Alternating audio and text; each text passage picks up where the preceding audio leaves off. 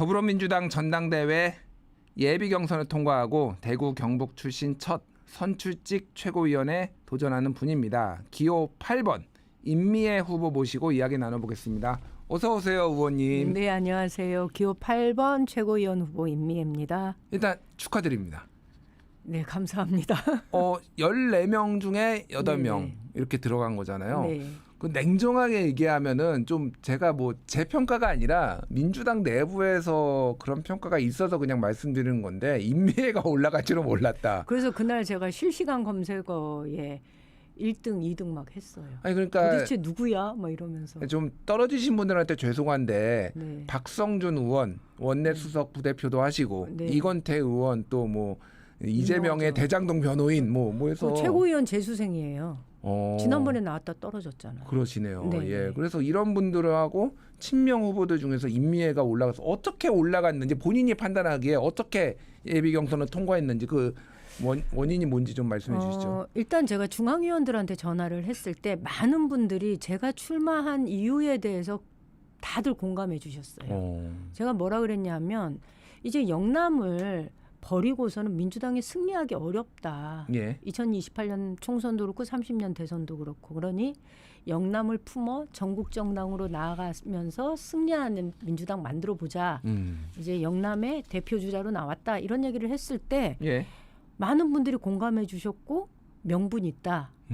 해야 된다. 이런 얘기 해 주셨어요. 근데 전화를 받으면서 느낌이 이분이 찍어줄 것 같다라는 생각을 참 많이 했었어요. 그랬어요? 네. 그리고 당원들 표도 제가 사실 몇 등을 했는지 모르잖아요. 예, 이거 그런데 순위는 밝히지 않죠. 예, 예. 그런데 당원들도 저는 임미애 개인에 대한 지지였다기보다는 그래도 오랫동안 민주당의 깃발을 들고 외롭게 싸움을 해온 영남에 대한 특히 대구 경북의 당원들에 대한 일종의 응원, 위로, 격려 이런 차원에서 표를 주신 게 아닌가 이런 생각을 좀 하지요. 예, 임미애 의원을 모르시는 분도 있을 테니 워낙 유명하신 분이지만 제가 좀 설명을 드리면은 대구 경북 TK에서 오랫동안 네. 뭐 당직을 맡아서 시당 제가 2006년부터 예. 열린우리당 후보로 의성 군의원에 출마해서 그때 예. 경북 전체에 딱 5명이 당선됐거든요. 그때 1명. 예. 2010년도에 딱 5명 출마해서 딱 1명이 당선됐어요. 그게 바로 저였고. 예. 그리고 2018년도에 도의원도 지역구로 당선됐고 22년도에는 당의 부름을 받아서 전략공천으로 도지사 후보가 됐고 예. 그리고 도당위원장 그러다가 이번에 24년도에 비례대표가 된 거죠. 그러니까요. 이제 이 비례대표도 사실상 이제 TK 지역에 우리를 대표하는 의원이 권리당원 경선을 통해서 된 거죠. 그러니까요. 네. 그렇게 있어야 된다라는 어떤 필요성을 인정을 네. 받아서 또 이렇게 된 거고. 그래서 제가 궁금한 게 일단 전당대회도 전당대회인데 사실 어렵잖아요. 많이 TK가. 어렵죠. 저희 숫자가 얼마 안 돼요. 일단. 예, 일단 뭐 거기에서 국민의힘 보수정당이 득세하는 곳이고 근데 거기서 계속 도전을 하시면은 어디 수도권이나 이쪽으로 좀 탈출하시고 싶은 생각은 안 하셨는지 되게 궁금해요. 예. 사실 그런 생각은 안 해봤어요. 왜냐하면 제가 만약 수도권에 살았으면 정치 안 했을 것 같아요. 아 그래요? 네. 근데 제가 경북 그것도 의성이란 곳에 살다 보니 아주 마늘이 유명하죠. 의성 마늘. 그렇죠. 예, 그 마늘 먹은 소도 유명하고 예. 자두도 유명하고. 근데 어쨌거나 제가 발 딛고 서 있는 곳에 정치가 필요하다라는 생각을 했고 그 정치가 저는 민주당을 통해서 가능하다. 이 가치가 저한테는 맞는 거다라는 생각을 해서 했기 때문에 만약에 제가 수도권이었으면 정치를 안 했을 거다. 경북이어서 민주당으로 정치를 한 거다. 그래서 예. 저는 사실 옮겨가야 된다. 이런 생각 사실 한 번도 해본 적은 없어요. 알겠습니다. 제가 기사를 보니까 이소영 의원이 임미애 의원님을 공개 지지한다 이렇게 나오고 뭐 김부겸 이제 네. 전 대구시장 후보 또 당연히 이제 지지를 선언을 했고 의원들에서 좀 이렇게 정치인들 중에서 지지 선언이 좀 나오네요. 네. 예. 그게 이제 제가 계속 그러니까 이분들도 그런 것 같아요. 영남의 동지들에 대한 예. 특히 대구 경북 동지들에 대한 약간의 부채 의식이 있는 것 같아요. 짠한 마음. 네, 그런 것 같아요. 거기다가 이번에 지방선거 때 김부겸 후보 떨어지면서 그 마음 아픔 이 김부겸 후보의 그 절절한 눈물과 뭐 이런 것들을 호소를 들으면서 마음이 안 움직일 사람이 어디 있겠어요. 그런데 예. 그 득표가 56만 8천 표인가 그래요. 그러니까 예. 굉장히 많아요. 한 번도 그만큼 얻어본 적 없어요. 근데 이 표를 저희가 사표로 둘 수 없잖아요. 예. 태어나서 처음으로 민주당 찍은 사람들이 그 안에 들어있거든요. 이 사람들을 어떻게 민주당의 지지 기반으로 계속 가져갈 것인가가 우리한테 숙제인데 그것을 응원하는 마음이라고 생각해요. 저는 우원식 의장도 그렇고 예. 이소영 의원도 그렇고. 그렇군요.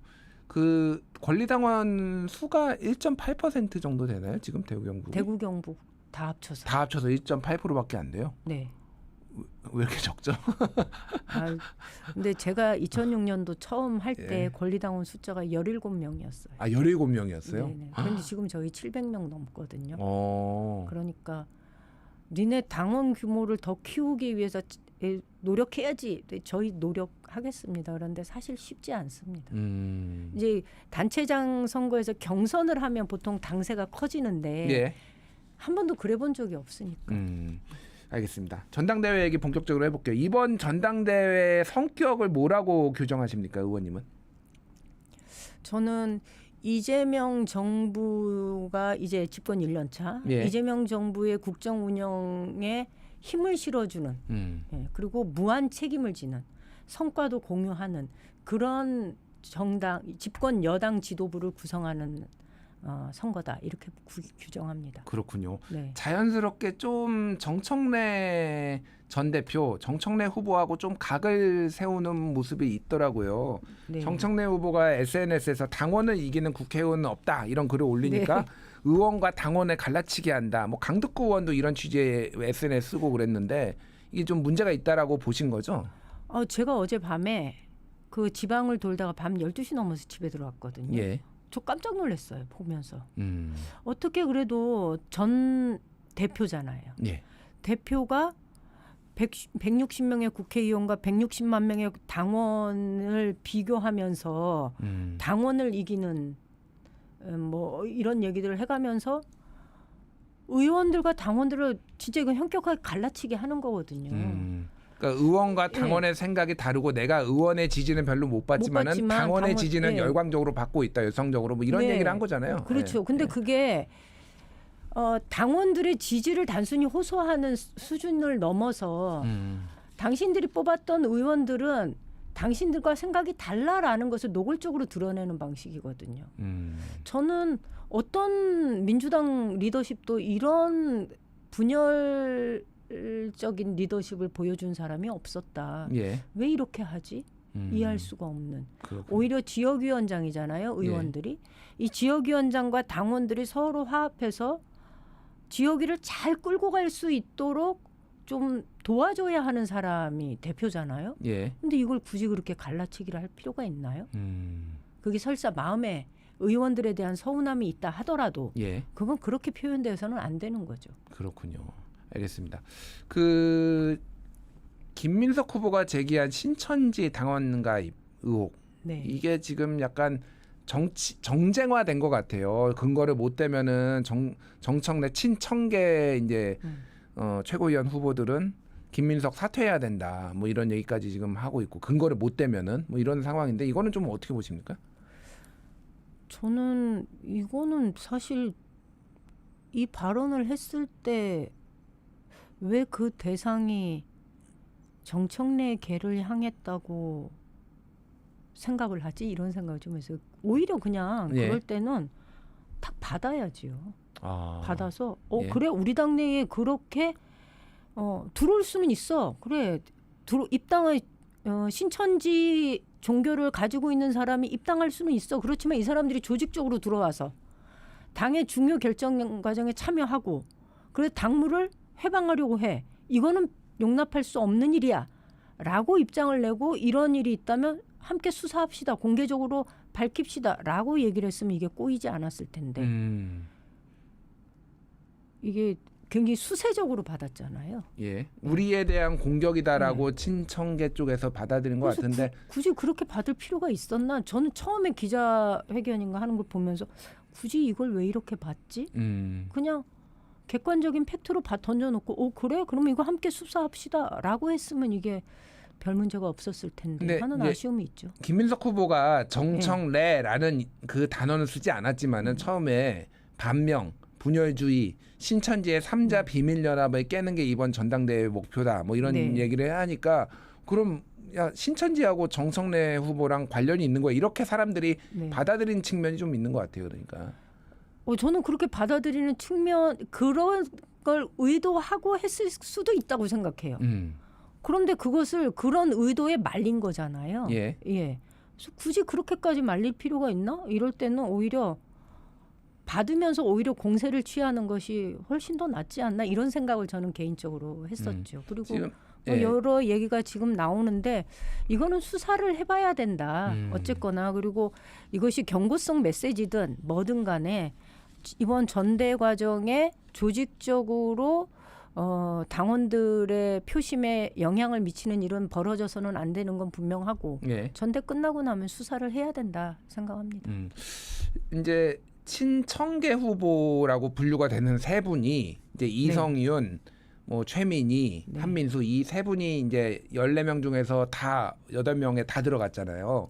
그래서 이게 구도가 이제 3대5 5명을 뽑는데 3대5 구도다 뭐 이런 얘기들이 지금 나오고 있는데 그래서 일부에서는 지금 그 친명 후보로 분류되는 분들의 단일화 얘기까지 좀 나오더라고 있고 특히 이제 서미화 후보랑 우리 후보님이랑 단일화 여성 표가 분산되니 단일화를 해야 된다라는 얘기가 좀 있던데 그거는 어떻게 보세요? 처음 들었어요. 아 그래요? 네.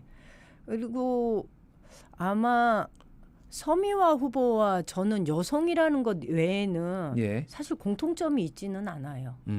그래서 단일화는 그러니까 이게 룰이 뭐 의원님은 아시겠지만은 제가 좀 청취자료에 설명드리면은 여성은 무조건 한 명이 올라가잖아요. 그러니까 친청계로 분류되는 최민희 의원이 이쪽에 있으니 1대1 구도를 만들어야 되는 거 아니냐라는 얘기들이 좀 있어서 제가 여쭤보는 거예요. 그러니까. 3명 다 들어가면 안 되나요? 아, 3명 다요? 네. 사실 그런 당규를 저희가 만들기는 했지만 실제로 그게 적용이 되어서 순위권 밖에 있던 여성이 들어갔던 적은 단 한 번도 없어요. 그러니까 그 이현주 의원도 그렇고 다 자력으로 들어갔어요. 순위가 다 높았어요. 맞아요. 그런데 그때 지난번에도 전현희 의원하고 이현주 의원하고 둘이 들어갔잖아요. 이번에 3명 들어가면 안 되나요? 아, 예. 그러니까 뭐 단일화나 이런 거는 뭐 고려할 만한 상황이 아니다 이렇게 보시는 거군요. 저는 영남을 대표한 주자로 나와 있기 때문에 전혀 고려하고 있지 않습니다. 예, 알겠습니다. 그 친정청래계 그 지지자들이 만든 것 같은데 생일별로 이렇게 그룹을 나눠가지고 1월부터 4월은 예를 들면 뭐 이성윤, 한민수, 5월부터 8월 그러니까 그냥 제가 임의대로 얘기하는 겁니다. 뭐 한민수, 최민희 이런 식으로 이렇게 차륜전처럼 이렇게 돌려가면서 찍어야 된다. 그래서 3명을 다 보내야 된다. 뭐 이런 그런 게시물들이 좀 돌아서 봤어요. 논란이 됐는 화제와 논란이 됐는데 그건 어떻게 보세요? 저 이거 딱 보면서 쌈박한데? 근데 너무 유치해. 아 유치해? 쌈박한데 유치해? 그러니까 이거는 표를 효율적으로 배분하는 기능은 있어요. 그런데 저는 사실 처음에 전대가 열렸을 때 제가 젊은 우리 의원들을 찾아다니면서 이번 전대의 키워드는 민생으로 가야 된다. 우리 당이 국정을 잘 뒷받침한다라고 얘기하지만 어떻게 뒷받침할 것인지에 대해서는 의제를 갖고 있지 못하다. 미래를 열어가는 의제가 단 한 꼭지도 없다. 그러니 이 의제를 가지고 싸워줄 수 있는 젊은 사람들이 좀 나가야 된다. 다양하게 나가자. 자본시장의 정상화, 인권, 민생 이런 주제들을 가지고 전대를 채우자. 이런 얘기를 제가 의원들을 만나서 막 설득을 했어요. 근데 잘 안 되는 거예요. 오히려 지금 국민들이 보기에 지금 민주당 전당대회에서 다뤄지는 이슈는 국민들이 참 걱정할 만한 얘기들만 이루어지고 있는 거잖아요. 그런 면에서 본다면 저는 새롭게 구성되는 지도부는 특정한 계파에 서로 이야기가 딱딱 손발이 맞는 사람을 넣어야 되는 게 아니라 집권 여당의 지도부답게 각자의 의제를 가지고 민생과 그 최접점에서 이 의제들을 풀어나갈 수 있는 사람들로 구성이 되어야 된다. 그런데 그거를 자기 계파라고 해서 그렇게 짝짓게 해서 하는 게 국민들이 보기에 좀 부끄럽지 않나? 지지자들이 그 개파의 지지자들이 표를 효율적으로 배분할 수는 있을지 모르나 예. 매우 부끄러운 짓이다. 도를 넘었다. 이렇게 알겠습니다. 부끄러운 짓이다. 정리하고요. 그래서 의원님의 의제를 제가 좀 여쭤볼게요. 보죠. 네. 민주당이 전국 정당으로 거듭나려면 정치개혁 전담기구 상설화 그리고 선거제도 개혁이 필요하다라고 얘기를 하셨어요. 네. 조금 어떤 안인지 조금 더 설명해 주시죠. 전국 정당이라는 거는 지금 전국 정당이 아니에요, 민주당은. 이제 저희가 제가 두 가지 측면에서 예. 말씀을 드리고 싶은데요. 하나는 전국 정당이라는 것을 저희가 당의 뭐랄까 김대중 대통령 때부터 동진 정책 소위 예. 그래서 영남과 광화문 쪽으로 민주당의 당세를 확장하기 위해서 무던히도 애를 써왔잖아요. 예. 그리고 노무현 대통령은 지역주의를 넘어서기 위한 여러 가지 시도들을 했고 그러면서 뭐 2003년도 국회에서 발언에서는 어쨌거나 특정한 정당이 3분의 1을 넘으면 뭐 내각 구성권을 넘기겠다 이런 얘기도 하셨던 대연정. 거고, 네, 예. 그런 얘기도 하셨던 거고 여전히 영남권에서는 민주당이 걸림돌이 있는 거예요. 어려움이 있죠. 예. 그런데 저희가 이 영남에 어려움이 있다 하더라도 이제 영남에서도 민주당을 지지하는 사람들은 꾸준히 늘어나고 있는데 예. 이 꾸준히 늘어나고 있는 민심을 민주당은 단지 선거에서 이기지 못했다는 이유로 이 민심을 꾸준히 자신들의 지지세로 가져가기 위한 어떤 노력도 하지 않았거든요. 대표적인 게 저는 선거제도다라고 생각을 해요. 그러니까 소선거구제를 좀 그렇죠. 개편해야 된다고 보시는 예. 거군요. 그러니까 예. 기초의회의 경우는 이번에도 많이 진출을 했습니다. 그런데 광역으로 나아가지 못해요. 단 한 사람도 나가지 못했어요. 예. 소선거구제로 치러지는 상황에서는 이렇게 어려운 지역에서는 선출직으로 민심을 대변하는 사람을 만들어내기가 어렵습니다. 그래서 저는 지속적으로 요구하는 게 소선거구제가 아닌 비례성을 최대한 보장하는 선거제도로의 개혁이 필요하다. 이것이 제가 전국 정당으로 가는 길의 첫 번째이고 두 번째는 예. 저는 강성 지지층에 둘러싸여서 뭔가 개혁 의제가 나오는 것이 아니라 다수의 국민들이 공감할 수 있는 개혁 의제들을 주도적으로 민주당이 풀어나갈 때 비로소 전국 정당 가능하다 이렇게 봅니다. 그래서 예. 크게 두 가지 측면의 이 의제들을 풀어나갈 수 있는 기구를 만들겠다 이거죠. 예. 그거를 일단 논의를 시작해야 된다라고 말씀하신 거고 한 20초 있는데 네. 왜 임미애를 뽑아야 되는지 말씀해 주시죠.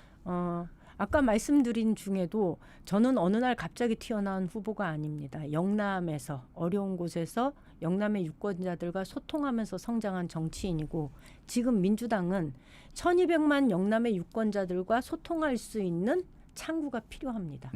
영남을 버리고서 민주당은 이길 수가 없습니다. 알겠습니다. 그래서 임미애를 뽑아라. 여기까지 하겠습니다. 지금까지 임미애 더불어민주당 최고위원 후보였습니다. 감사합니다. 네, 감사합니다.